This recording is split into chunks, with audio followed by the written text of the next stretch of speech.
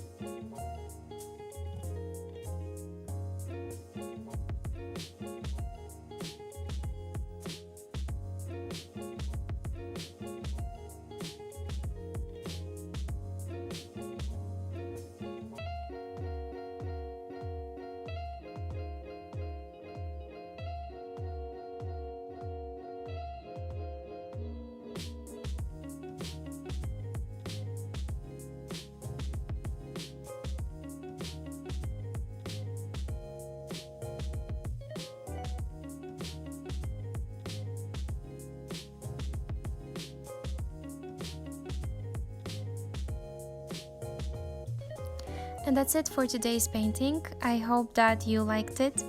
I really do enjoy making those simple Dutch pours using just neutral colors. I think they are super pretty and they make a great way to decor pretty much any space.